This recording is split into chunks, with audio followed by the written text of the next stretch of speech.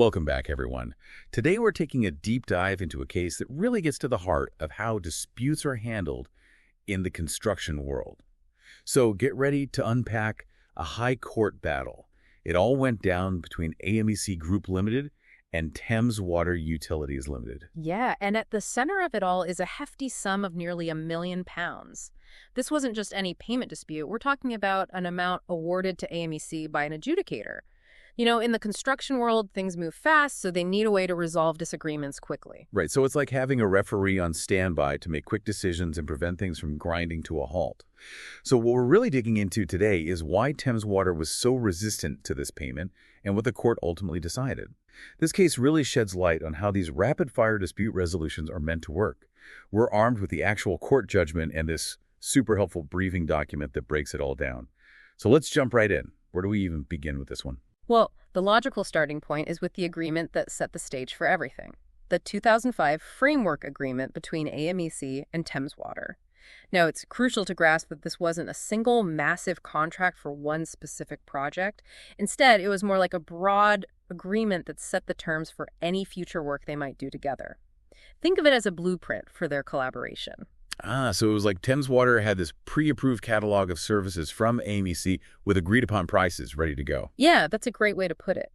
And when Thames Water needed something done, they would issue a work order. Each work order essentially accepted AMEC's standing offer, which was laid out in the framework agreement, creating a separate individual contract for that specific project. Okay, so lots of individual projects, each with its own contract, but all operating under this overarching framework agreement. Got it. Now, how did the whole payment process work within this structure? Well, that's where things get interesting. Annex 2, Clause 9 of the Framework Agreement covered payments. It actually allowed AMEC to submit one big monthly payment application covering work done across multiple individual contracts.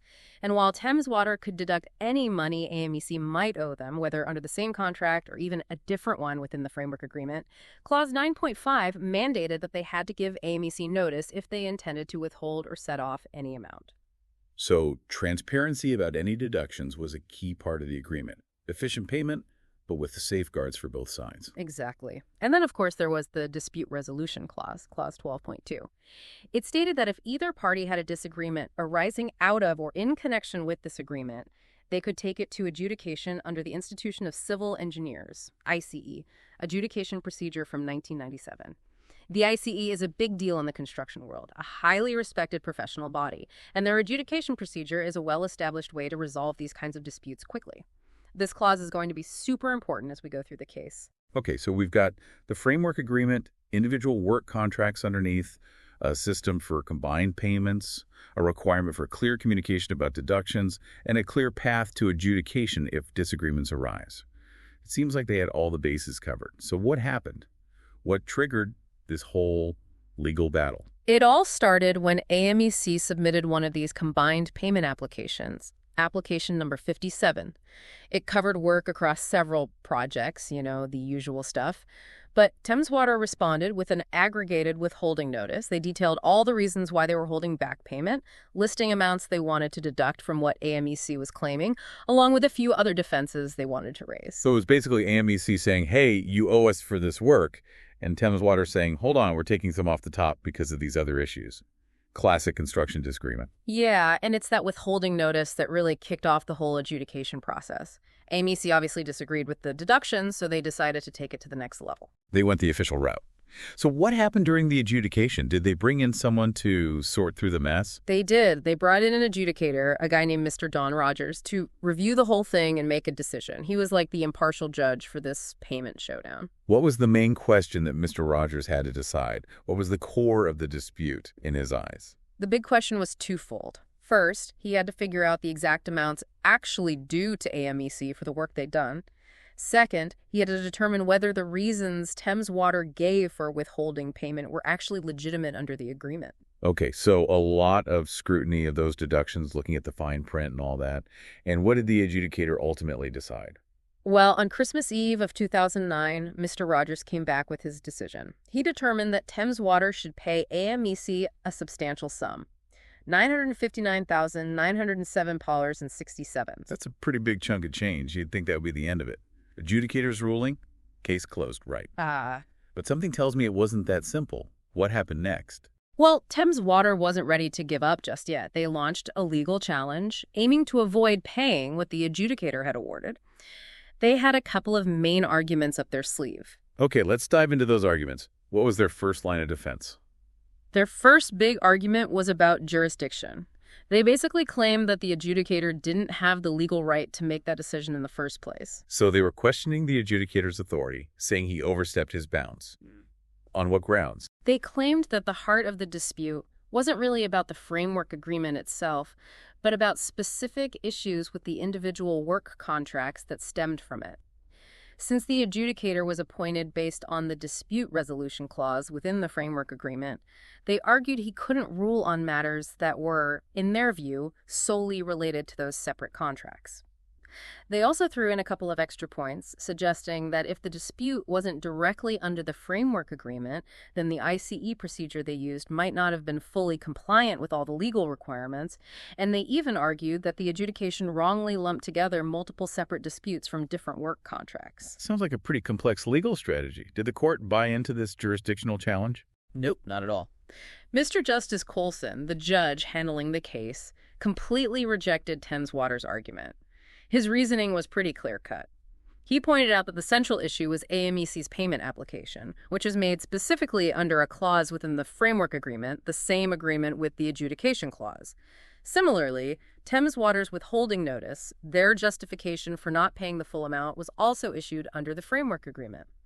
So the judge concluded that the dispute was clearly in connection with the framework agreement. That's the exact language used in the agreement's adjudication clause to define what kinds of disputes could be referred to adjudication. Makes sense. The payment system and the rules about deductions were all laid out in the main agreement. Right. And the court also looked at the situation from a practical perspective.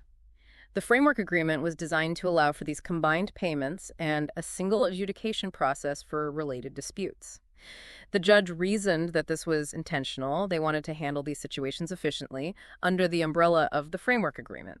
He even highlighted how impractical it would be to have hundreds of separate adjudications for potentially small sums under each individual work order. That would totally defeat the purpose of having an efficient system in place. So the court was focused on the bigger picture and the practicalities of managing these kinds of projects. What about their argument that multiple disputes were wrongly bundled together? Did that hold any water? The court acknowledged that if there were truly separate disputes, each arising solely from different work contracts with no overarching connection, then trying to handle them all in one adjudication could be problematic. They even referenced a case, Enterprise Managed Services Limited v. Tony McFadden Utilities Limited, where that was an issue. But in the AMEC case, the court said that the central issue was the combined payment application and the combined withholding notice, both of which were clearly actions taken under the framework agreement. So it was essentially one single dispute, even if it touched upon various aspects of the different projects.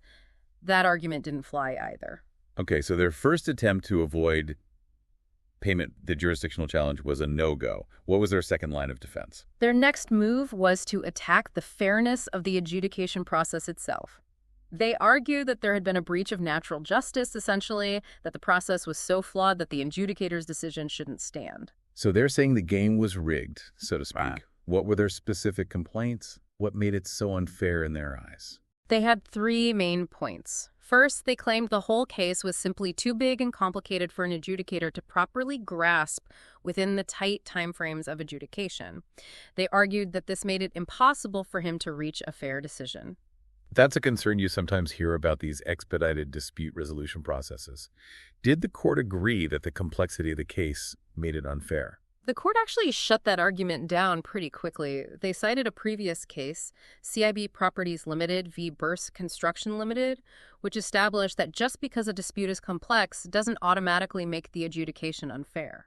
The key question is whether the adjudicator could understand the issues and make a reasonable decision within the time allowed. In this case, the adjudicator had explicitly stated that he felt capable of handling it.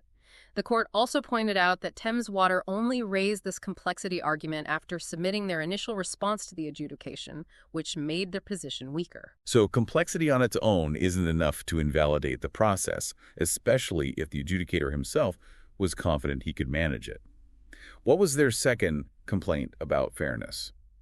Their second point was about a detailed response they submitted quite late in the game, just before the adjudicator issued his decision. They claimed he hadn't given it proper consideration. So they felt like he'd ignored a crucial part of their argument. Well, the court's view was more subtle. They said that while the adjudicator had asked for final submissions, he wasn't obligated to pore over every single late document in detail, especially given the time constraints of adjudication. The court actually found evidence that the adjudicator had considered the response based on comments in his decision. But even if he hadn't, Thames Water couldn't prove that their rights had been seriously harmed as a result. The judge even drew a parallel with normal court procedures, where the claimant usually gets the last word in written submissions. So there are limits to how much back and forth the adjudicator has to engage in. Time is of the essence. What was their third complaint? Their last argument was about their counterclaims related to streetworks. They claimed the adjudicator had only looked at the 5 main parts of their claim and ignored a bunch of smaller items, so he hadn't fully considered their side of the story. So they felt like their defense hadn't been fully heard. That's what they argued. But the court again disagreed, citing a key case, Booges UK Limited v. Dahl Jensen UK Limited. That case established a really important distinction. If an adjudicator answers the right overarching question, which in this case was, what amount does Thames Water owe AMEC, but makes some errors in calculation or evaluation along the way, the decision generally stands. It's different if they completely fail to address the main question, like in the case of Ballast PLC v. the Burrell Company. Right. In the AMEC case, the court found that the adjudicator had clearly considered the Streetworks counterclaim, even making a substantial allowance for it in his decision. So even if he didn't go through every tiny detail, it was more of an evaluation error, not a failure to consider the issue at all. So it's about whether they tackled the main question and showed they'd considered both sides. Even if they didn't get every little thing perfect, the decision usually holds. Precisely. The adjudicator isn't expected to be a forensic accountant, scrutinizing every penny. Their job is to answer the big question fairly. Okay, so it sounds like Thames Water tried everything to avoid paying, but the court wasn't having it. What are the major lessons from this case for anyone dealing with construction contracts and disputes? I think this case really underlines how much the courts prioritize upholding adjudicators' decisions. The core principle is speed and efficiency. Adjudication is meant to resolve payment disputes quickly and keep projects moving, and courts will generally back the adjudicator even if there might be some minor errors. They'll only overturn a decision if there's a clear problem with the adjudicator's authority or if there was a major breach of fairness that really disadvantaged one party. And that crucial distinction you mentioned earlier is key. A wrong answer to the right question is usually okay, but a right answer to the wrong question is a problem. Exactly. Courts aren't in the business of second-guessing the adjudicator's every calculation. They focus on the overall integrity of the process. So the takeaway for anyone in the construction world is this. An adjudicator's decision is pretty much final unless there's a serious issue with their power to make the decision or a fundamental unfairness in how they did it. Absolutely. Speed and finality are paramount in these kinds of disputes. Well, that was a fascinating journey through a complex case. It really highlights how important these quick dispute resolutions are in keeping the construction industry running smoothly. It makes you think, though, about the trade-offs between speed and absolute accuracy. It's a balance they have to strike. If anyone's interested in the nitty-gritty legal details, the Housing Grants, Construction and Regeneration Act 1996 is the legislation behind all of this. Yeah, that's the bedrock of construction adjudication in the UK. Awesome. Well, that's a wrap for this deep dive. We hope you found it insightful. See you next time for another fascinating exploration of the legal world. Until then.